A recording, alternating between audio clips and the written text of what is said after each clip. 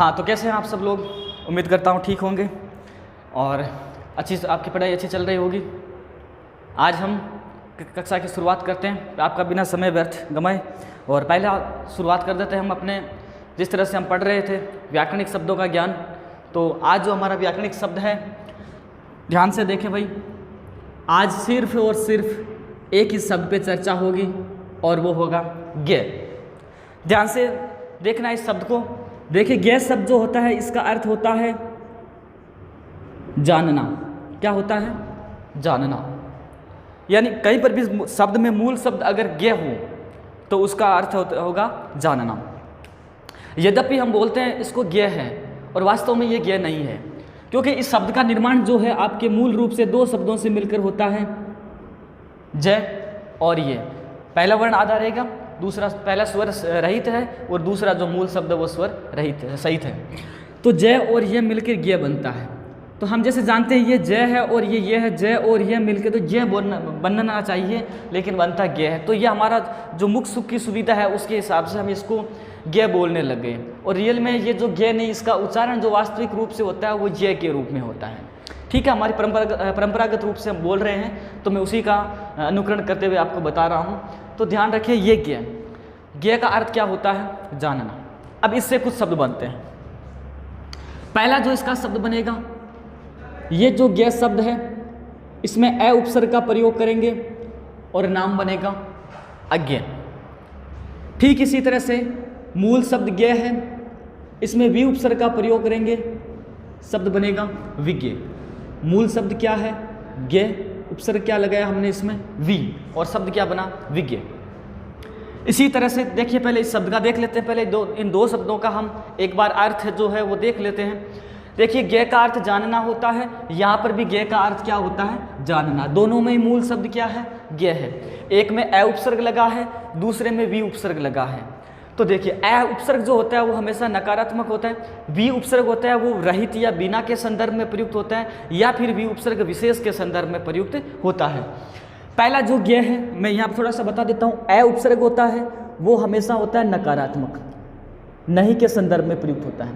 We जो उपसर्ग होता है वो रहित या बिना के संदर्भ में या फिर एक विशेष के संदर्भ में इनका प्रयोग होता है, इसका अर्थ होता है। एक बार देख लिया, अ नकारात्मक होता है, वी बिना और विशेष के अर्थ में इसका प्रयोग होता है।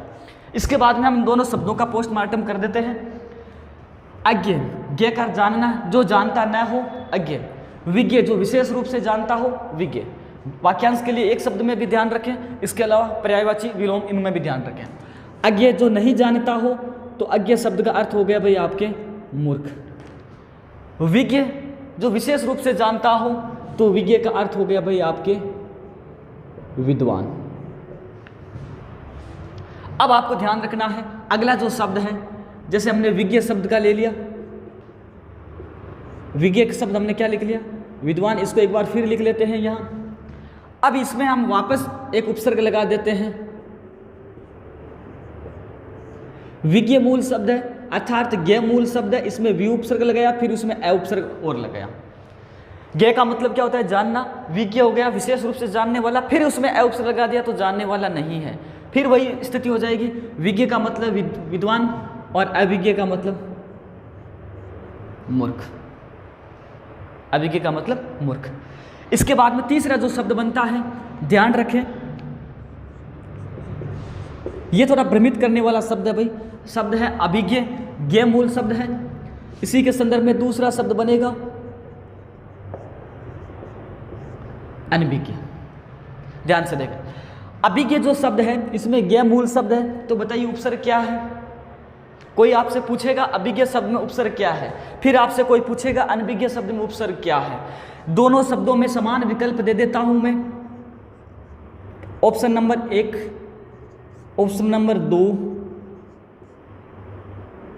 Option number 3, option number 4। दोनों पहला क्वेश्चन यहां से लेता हूं। आपको कोई पूछे अभिज्ञ शब्द में उपसर्ग क्या है, 4 ऑप्शन है, अ, अन, अभि और अन। तो न तो नहीं आ रहा है, तो ये दोनों विकल्प तो नहीं होंगे। फिर होगा अ या अभि। अगर हम इसमें अ उपसर्ग माने तो मूल शब्द बचेगा विज्ञ। तो विज्ञ नाम का कोई शब्द हिंदी शब्दकोश में नहीं होता। तो वास्तव में मूल शब्द क्या है? गे है। अगर मूल शब्द गे है तो उपसर्ग क्या बचा भाई? अभी बचा, बिल्कुल। तो इसका आंसर ये हो जाएगा अभी में कौन सा अभी के शब्द में कौन सा उपसर्ग है? अभी है। इसके बाद में हम जाते हैं अनभिज्ञ शब्द में। पहली चीज ये क्लियर हो चुकी है कि गे मूल शब्द है, और अगर हम ये अन उपसर्ग माने, यहां से ले लेते हैं, 1 नंबर से ले लेते हैं, या पहला यहाँ अगर हम ये अन उपसर्ग माने तो वास्तव में ये अन उपसर्ग मानते शब्द बचता है भिज्ञ, जिसकी चर्चा हम पहले से कर चुके हैं। भिज्ञ नाम से कोई शब्द को उसमें शब्द नहीं है, अर्थात ये अन नहीं होगा। आगे आ जाइए, अभी, अन और ए।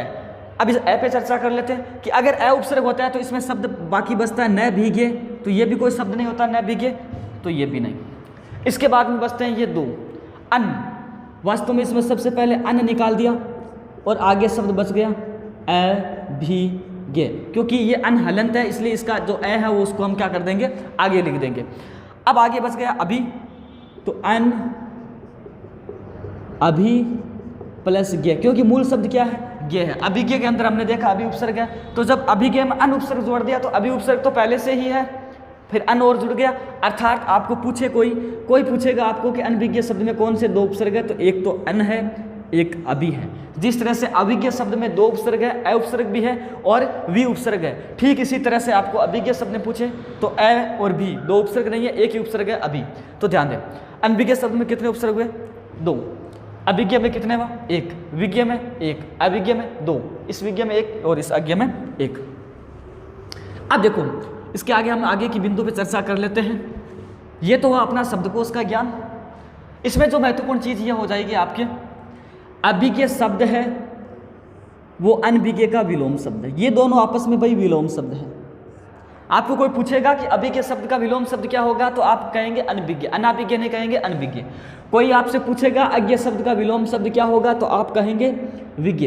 कोई आपसे पूछेगा कि विज्ञ शब्द का विलोम शब्द क्या होगा, तो आप बोलेंगे अज्ञ। ध्यान से दें, पहला कंसेप्ट यहां क्लियर हो चुका है भाई।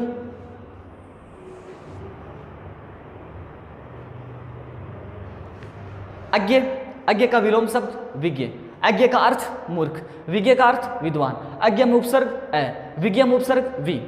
ठीक। दूसरा आप देखें,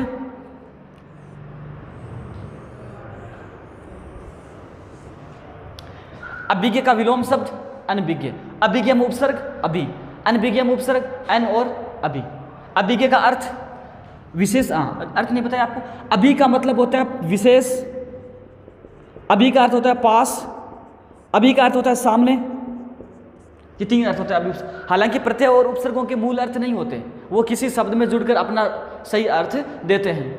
अभी शब्द का अर्थ क्या हो गया उपसर्ग में, तो विशेष के संदर्भ में, जो विशेष रूप से जानता हो अभी के शब्द, इसका अर्थ आपको कोई पूछे आप बताएंगे अभी के शब्द का अर्थ होता है जानकार। अनभिज्ञ शब्द का अर्थ जो अभिज्ञ नहीं है, जो जानता नहीं है, तो अनभिज्ञ शब्द का आप अर्थ बताएंगे अनजान। ठीक है, तो ध्यान दें, अभिज्ञ का विलोम क्या हुआ? अनभिज्ञ हुआ। इसके बाद में तीसरी जो कंडीशन बनती है आपके, वो बनती है इस विज्ञ की।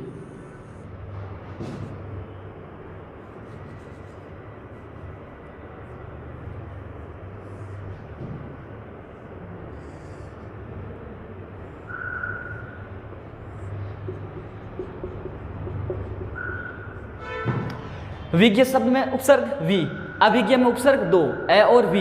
विज्ञ का अर्थ विद्वान, अभिज्ञ का अर्थ मूर्ख, विज्ञ का विलोम शब्द अभिज्ञ, अभिज्ञ का विलोम शब्द विज्ञ, इसका विलोम ये, इसका विलोम ये। और मुख्य रूप से हमने शब्द क्या लिया था? ज्ञ, मतलब जानना। तो हमने एक ज्ञ से क्या क्या जाना है? ज्ञ से हमने ये 1 2 3 4 5 और 6 शब्दों को हमने उपसर्ग से जाना है। आराम से स्क्रीनशॉट ले लीजिए, बहुत ही महत्वपूर्ण है परीक्षा की दृष्टि से। हाँ भाई, ये तो ये 6 शब्द, अब और पढ़ेंगे 3-4 आगे। गैस से मिलते, गै का अर्थ हमने क्या पढ़ा? जानना। एक बार इसको मिटा देता हूं, इसके आगे गैस से बनने वाले कुछ और शब्दों पे हम चर्चा करते हैं।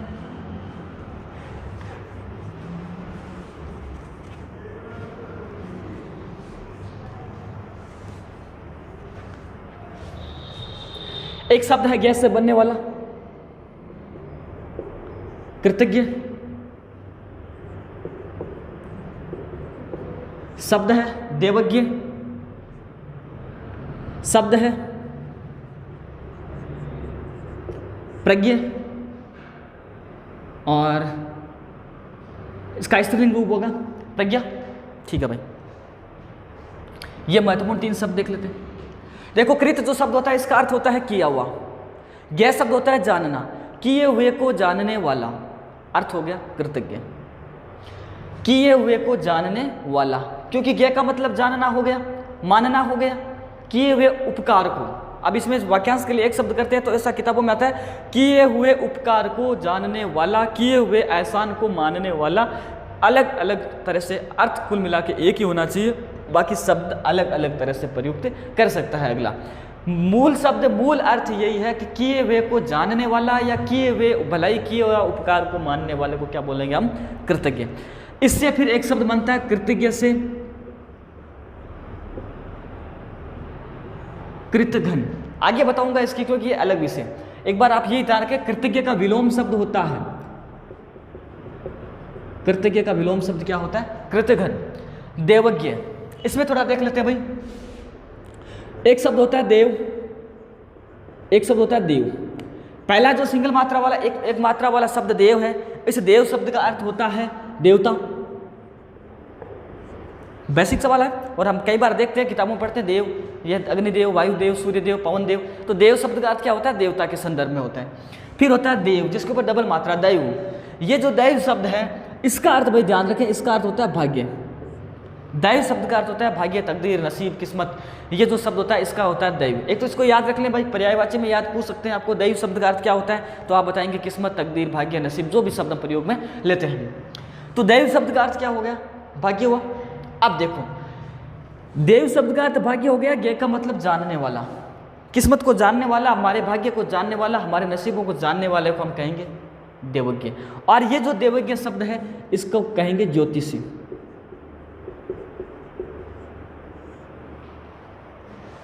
ज्योतिषी, जो भी ज्योतिषी लोग होते हैं अपनी हस्तरेखाओं को देखते हैं और कहते हैं कि भाई तेरा इतनी साल की उम्र में तेरा विवाह होगा, इतनी साल की उम्र में तेरी नौकरी लगेगी, या तेरी किस्मत में नौकरी वो मास्टर की है, तेरे किस्मत में जो नौकरी है वो दूसरे डिपार्टमेंट में। तो वो इस तरह से अपने अंदाज बताते हैं। जैसे पुराने ज़माने में इनका बहुत महत्व होता था।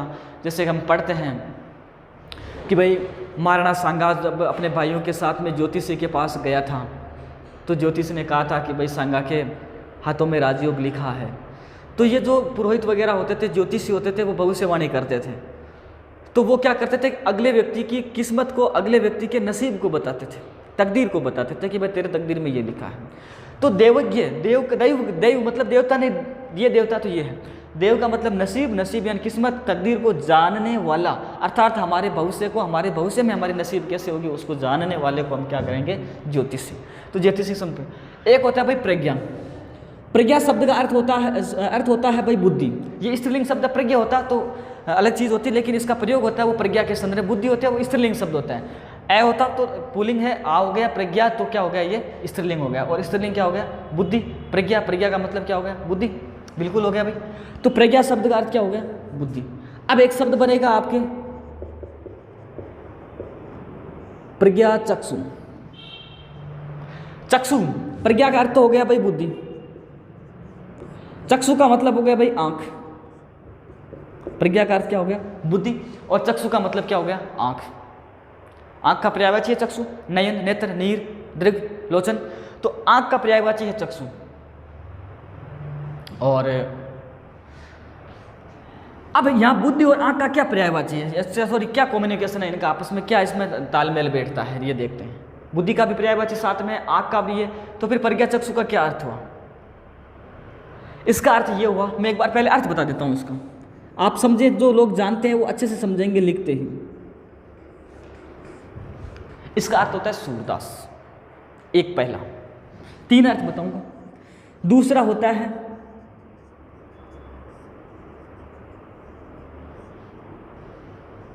बिना आंख का। तीसरा होता है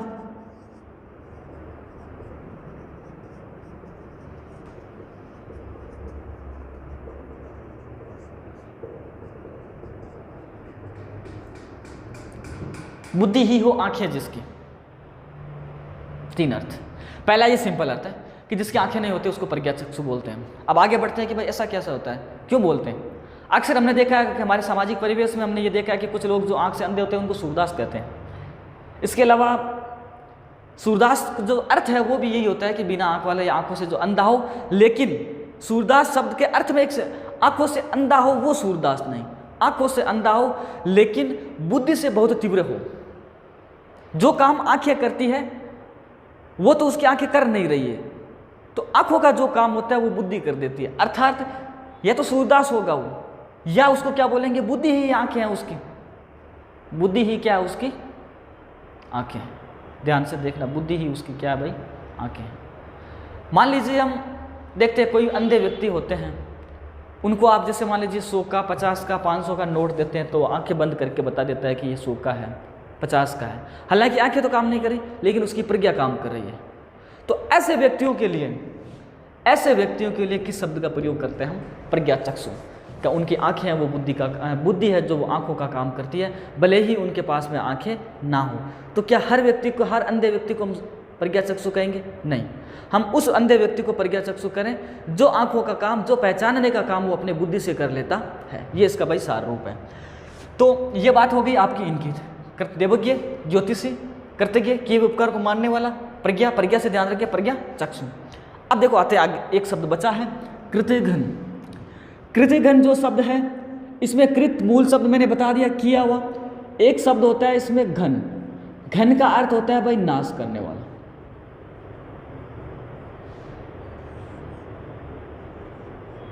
पहला शब्द हमने लिख लिया कृतघ्न, घन मूल शब्द। दूसरा लिख दिया हमने विघ्न, घन मूल शब्द।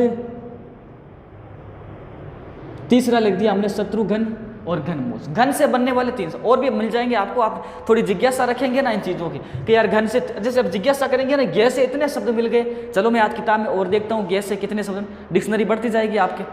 फिर आप देखोगे यार घन से सर ने 3 शब्द बताए, चलो मैं भी घन से मिला हुआ कोई शब्द, या आप अमूमन जीके भी पढ़ोगे ना तो उसमें से शब्द आएंगे जिसके अंत में गै लगे वहाँ, तो आपको दिमाग में आएगा अच्छा हाँ जानने वाला। ये चीज़ें आपके कंसेप्ट आगे से आगे बढ़ती जाएगी, आपका शब्दकोश मजबूत होता जाएगा। इसी तरह से आप घन शब्द पढ़ेंगे, मैंने 3 शब्द बता दिए, फिर आप क्या करेंगे कि जैसे भी कई घन से जुड़ा हुआ शब्द आएगा, अच्छा हाँ घन नाश करना, तो आप अपना शब्द का अर्थ ले लेंगे और इसके साथ में आपकी डिक्शनरी भी मजबूत होती जाएगी। घन का अर्थ क्या हुआ भाई, नाश करना। या कृत घन, घन का मतलब नाश, कृत यानी क्या, किए हुए को नाश कर देना, किए हुए उपकार को नहीं मानना, अर्थात नाश होगा तो अर्थात किए हुए उपकार को नहीं मानेगा तो उसी को नाश करना कहेंगे। तो किए हुए उपकार को मानने वाला कृतज्ञ, किए उपकार को नाश कर देना हुआ किए हुए उपकार को नहीं मानने वाला कृतज्ञ, तो ये आपस में क्या हो गए, दोनों विलोम शब्द। इसके बाद में देखो विघ्न है ना, तो विघ्न का अर्थ क्या हो गया, विशेष स्थितियों का नाश करने वाला। जैसे गणेश जी को विघ्न हरण कहते हैं, ये गणेश का पर्यायवाची है, गजानन का पर्याय, गणपति, गजानन, लंबोदर, विघ्न हरण है ना, गणपति। तो विघ्न हरण, विघ्नों को, बाधाओं को हरने वाला। तो विशेष तरह की जो जिन विशिष्ट स्थितियां जो बनती है, जो शुभ मंगल के कामों में, शुभ कामों में जो विशेष स्थितियां बन जाती है, जिसका हमें विशेष स्थितियों का सामना करना पड़ता है, अच्छा मुसीबतों का जो सामना करना पड़ता है उसका नाश करते हैं, तो क्या होता है विघ्न। और उसको नाश करके उनको हरने वाला कौन है, गणेश। तो विघ्न हरण, तो हमें सब देखा विघ्न, विघ्न का मतलब नाश करना, तो विशेष परिस्थितियों का नाश करना। घन का मतलब हो गया नाश करना, तो लेकिन विघ्न का अर्थ क्या हो गया भाई, विशेष परिस्थितियों का नाश करना, विशेष परिस्थितियों का सामना करने की हिम्मत प्रदान करना। फिर है भाई शत्रुघ्न, मूल शब्द घन है, आगे शत्रु शब्द जुड़ा हुआ है, तो घन का मतलब आप मैंने जैसे बताया नाश, तो शत्रु का नाश करने वाला क्या कहलाएगा, शत्रुघ्न कहलाएगा। फिर बता देता हूँ, शुद्ध अशुद्धि में विशेष रूप से ध्यान रखें, आपको यदि शत्रुघ्न शब्द लिखा हुआ मिल जाए तो उसको गलत मानना है, शत्रुघ्न नहीं होता, शत्रुघ्न होता है। ये मैं आपको मूल बात बताता हूँ, आप लिख सकते हैं, स्क्रीनशॉट ले सकते हैं, फिर आगे क्लास को बढ़ाएं। तो अपना शुरुआती शब्द को उसको आज यहीं बंद करते हैं। 6 शब्द हमने पहले पढ़े थे, 7, 8, 9, 10, ये इसी में आ गया 9, 10, 11, 12, 13, 14 और 15। हमने 15 शब्दों पे चर्चा कर ली और उम्मीद करता हूं कि आप इन 15 शब्दों के शब्दकोश को 50 तक पहुंचाएंगे। देखो भाई आगे बढ़ते हैं।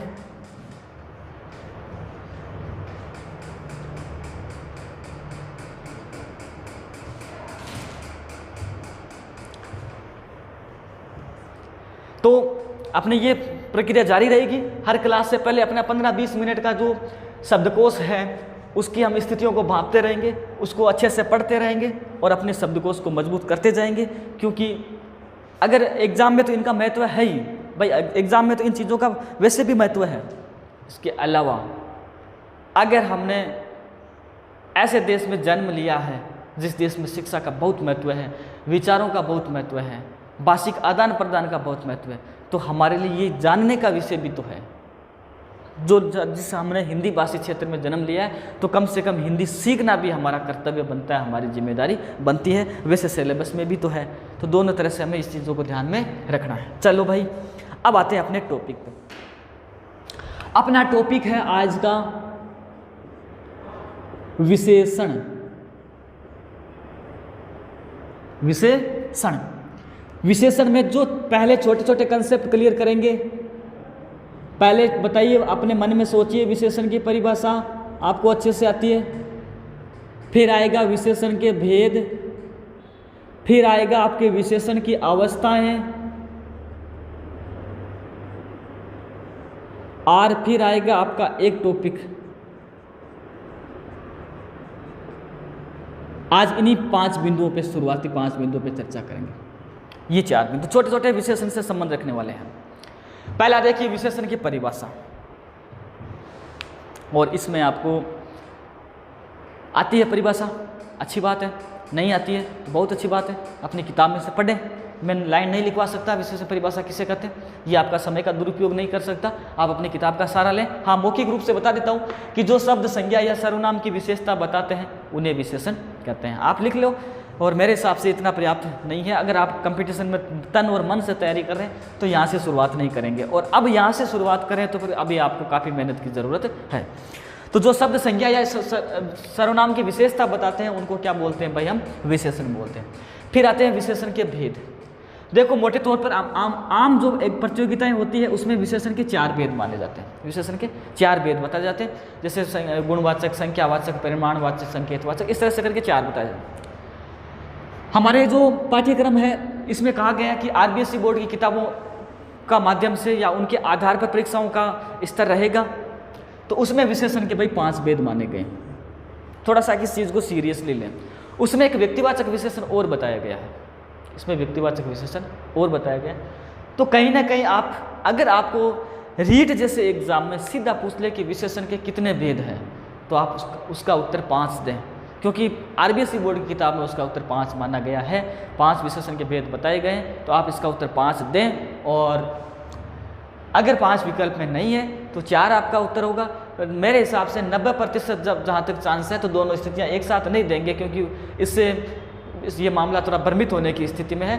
तो आप आरबीएसई बोर्ड की माने अभी रीट के संदर्भ में। इसके अलावा अदर एग्जाम जो होते हैं उसमें आप 4 ही माने, क्योंकि वहाँ कोई ज़रूरी नहीं है कि आप यही पाठ्यक्रम की किताब वहाँ ले जाके आप प्रूफ रखें। अमूमन किताबों में क्या है, 4 ही भेद माने जाते हैं। लेकिन जैसे मैं बार बार कह रहा हूँ, इस चीज़ को सीरियसली लें। 5 कैसी स्थिति में मानना आपको, रीट जैसे एग्जाम में स्पेशली 5 मानना। फिर आती है अवस्थाएं। देखो विशेषण की 3 अवस्थाएं होती हैं। पहली होती है सामान्य,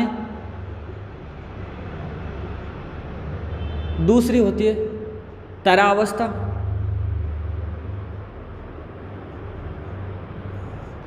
तीसरी होती है तमावस्था। तमावस्था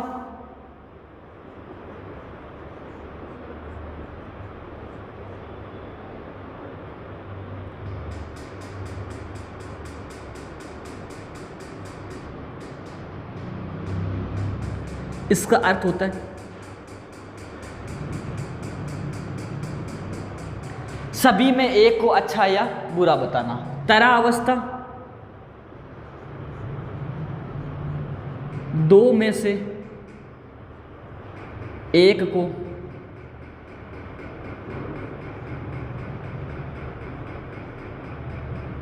अच्छा या बुरा बताना। पहली जो सामान्य अवस्था है,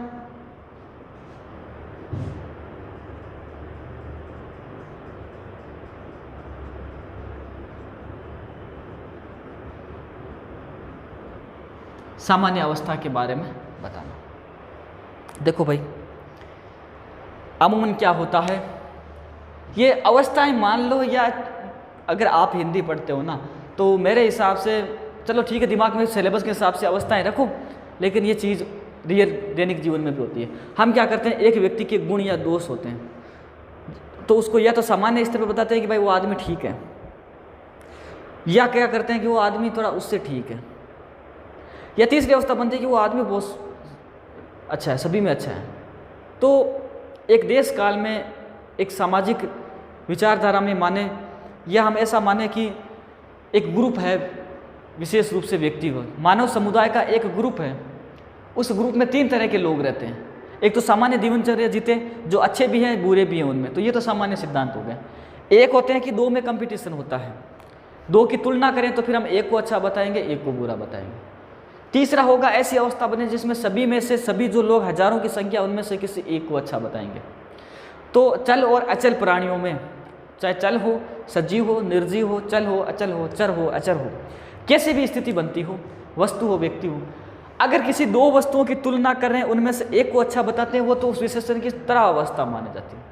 और सभी जो वस्तुएं, सभी जो व्यक्ति हैं, उनमें से किसी एक को सर्वश्रेष्ठ बताते हैं तो उसकी तमा अवस्था होती है। और सामान्य स्थिति का बखान करते हैं तो वो सामान्य अवस्था होती है। देखिए, इसमें बता देता हूँ कि अगर किसी शब्द के पीछे तर लगता है तो वो तरा अवस्था होती है, किसी शब्द के पीछे तम लगता है तो तमा अवस्था होती है, या किसी शब्द के पीछे कुछ नहीं लगता, सामान्य अवस्था होती है ना। जैसे मान लीजिए, एक उदाहरण लिया,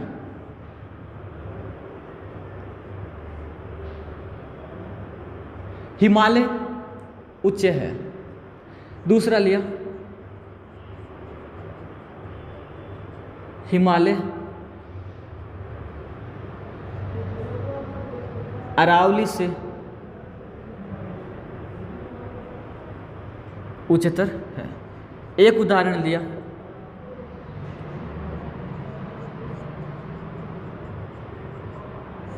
हिमालय उच्चतम है। समझे बात को? हमने उदाहरण ले लिया। देखो, पहला क्या लिखा, हिमालय उच्च है, मतलब सामान्य स्थिति, हिमालय एक ऊंचा पर्वत है। दूसरा लिया, हिमालय अरावली से उच्चतर है, अर्थात हिमालय जो पर्वत है वो अरावली पर्वतमाला से ऊंचा है। 2 पर्वतों में हिमालय ऊंचा था, 2 की तुलना की है, 2 में से एक को बताया, बाकी पर्वतों की बात नहीं की। यहाँ बताया हिमालय उच्चतम है, यानी दुनिया में जितने भी पर्वत है उनमें हिमालय सबसे ऊंचा है। बस इतनी ही कहानी है। अब ये जो बात थी ना, ये सामान्य है, कोई इतनी समझने वाली बात नहीं है। अब मैं जो बात बता रहा हूँ, नोट लगाओ, महत्वपूर्ण लगाओ, और पेपर लीक हो गया ये मान लो आप। देखिए, नोट लगा के एक लाइन लिखो। आपको कोई अगर विशेषण की अवस्थाओं से क्वेश्चन बनेगा तो फिर यहाँ बनेगा, इनमें से नहीं होगा, इनमें से होगा तो कोई गलत नहीं करके आएगा, अगर ऐसा हो सकता है। ध्यान रखें, यहाँ लिखा है हिमालय उच्चतम, का मतलब क्या है, हिमालय सबसे ऊंचा है। आपको ध्यान रखना है, नोट लगाओ कि एक शब्द होता है श्रेष्ठ, इसकी जब अवस्थाएं बनते हैं श्रेष्ठ, श्रेष्ठतर, श्रेष्ठतम। रमेश श्रेष्ठ है, रमेश अच्छा लड़का है, रमेश श्रेष्ठतर है, रमेश उससे अच्छा है, रमेश राजीव से अच्छा है, रमेश श्रेष्ठतम, रमेश सभी क्लास में सभी में अच्छा है। लेकिन ध्यान रखें, श्रेष्ठ की तमा अवस्था नहीं बनती, ये ध्यान रखना है। श्रेष्ठ शब्द की जो है वो तमा अवस्था आपके नहीं बनती, ये आप विशेष रूप से ध्यान रखें भाई। चलो फोन, हाँ ठीक है, श्रेष्ठ की तमा अवस्था नहीं बनती, ये बात आपको विशेष रूप से ध्यान रखना है। इसका मतलब ये है कि अगर आप श्रेष्ठ जो शब्द है इसके आगे तम शब्द लगाते हैं, अर्थात जो श्रेष्ठ शब्द है इसका आप श्रेष्ठतम रूप बनाते हैं, तो ये गलत है। क्यों गलत है? क्योंकि श्रेष्ठ जो शब्द होता है इसका अर्थ होता है सबसे अच्छा। श्रेष्ठ शब्द का अर्थ क्या होता है? सबसे अच्छा होता है। फिर आगे हम तम लगा रहे हैं, क्योंकि तम शब्द का अर्थ क्यों लगाते हैं तम? क्योंकि सबसे अच्छा बताने के लिए लगाते हैं, इसलिए इसमें पहले से सब ने अपने आप में सबसे अच्छा बता दिया, तो फिर आगे तम लगाने की जरूरत नहीं है। अर्थात आपने कह दिया कि हिमालय श्रेष्ठ है, इसका अर्थ ही ये है हिमालय सबसे अच्छा है। अब ये बताने की ज़रूरत नहीं है कि हिमालय की कौन सी अवस्था है। श्रेष्ठ शब्द की तरह तमा अवस्था कभी भी नहीं बनती, ये एक अपवाद है, ये महत्वपूर्ण है, इंपॉर्टेंट है। आप नोट लगाओ और इस विषय को लिखो भाई, क्योंकि 4 शब्द दे दिए कि बंगाल की खाड़ी निम्नतम है, सभी में नीची है, ठीक है भाई। दूसरा दे दिया आपके विचार तुच्छतम है, आप तुच्छ विचार रखते हैं, सभी में आपके विचार तुच्छतम है। तीसरा नाम लिख दिया हिमालय पर्वत उच्चतम है। चौथा लिख दिया वह क्लास में, वह कक्षा में श्रेष्ठतम है। निम्नलिखित में से अशुद्ध प्रयोग हुआ है तमावस्था का, हालांकि चारों में तम लगा हुआ है, आप चाहते श्रेष्ठ वाला अशुद्ध है। इसके अलावा मत याद करना, ये आप समझ रहे हैं तो फिर ये अपने आप हो जाएगा। चलो भाई, अगला टॉपिक अपना 4 नंबर बनता है, वो है प्रविशेषण। हाँ, इसको मैं लिखो, मैंने क्रॉस किया, इसका मतलब ये है कि इनको ज़्यादा सीरियस मतलब जितने शब्द को लेना है। हाँ भाई,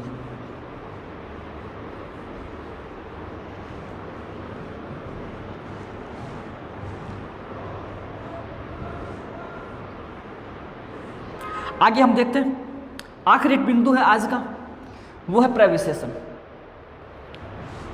परिभाषा जो सब संज्ञा या सर्वनाम की विशेषता बताते हैं। भेद 4 होते हैं, लेकिन आरबीएससी ने 5 बताए। 5 माने 5वां व्यक्तिवाचक विशेषण बताया। अवस्थाएं 3 होती है, सामान्य अवस्था, तरावस्था, तमावस्था। सामान्य अवस्था में कोई किसी की तुलना नहीं होती, सामान्य स्थिति का बोध कराया जाता है। तरावस्था में 2 में से एक को अच्छा या बुरा बताया जाता है, और तमा अवस्था में सभी में से किसी एक को अच्छा बताया। लेकिन श्रेष्ठ शब्द की है वो तमा अवस्था नहीं बनती, क्योंकि श्रेष्ठ शब्द का अर्थ ही सबसे अच्छा होता है, क्योंकि तमा अवस्था के आगे हमेशा सबसे लगता है। सभी वाक्यों में क्या होगा, सबसे लगेगा, तो वो चीज़ यहाँ तक पढ़ चुके। अब आता है भाई प्रविशेषण। चलो नाम लिख देता हूँ।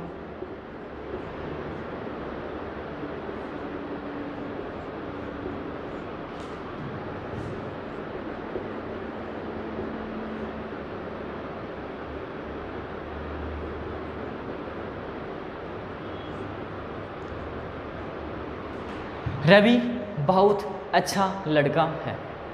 रवि बहुत अच्छा लड़का है। तो रवि बहुत अच्छा लड़का है, आपको पूछा जाएगा सभी को मैं कर देता हूं।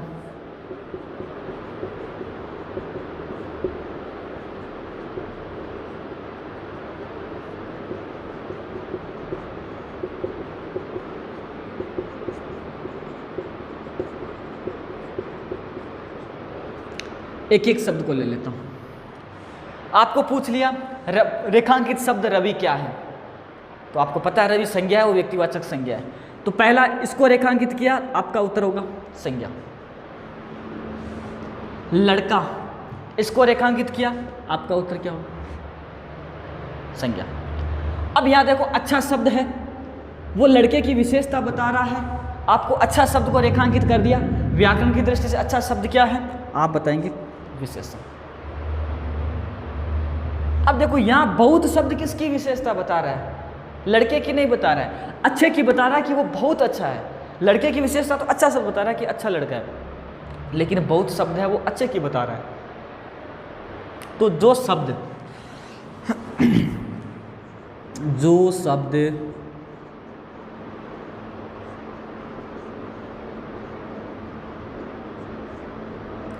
विशेषण की भी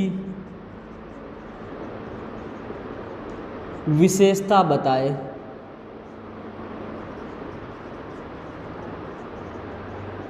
प्रविशेषण कहते हैं।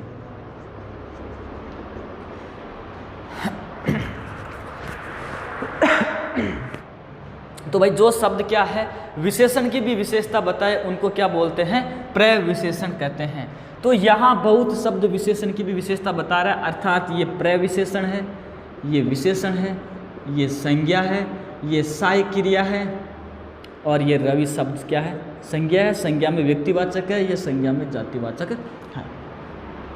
अब ये मोटे तौर पे आपको ये ज़्यादा समझ में नहीं आया हो तो आप ऐसे याद रख लें भाई कि जो शब्द आपके अगर 2 विशेषण एक साथ आ जाए, ऐसा याद कर ले इसको। देखो ये मेरा तरीका अगर आपको समझ में ना आया तो थोड़ा आपको पतली गली से निकलने का तरीका बता देता हूँ कि अगर किसी जातिवाचक या किसी संज्ञा शब्द से पहले दो विशेषण एक साथ आ जाए तो पहला जो विशेषण है यानी जातिवाचक संज्ञा के समीप जो विशेषण है वो तो विशेषण कहलाएगा और जो इसके आगे वाला विशेषण है वो परविशेषण कहलाएगा।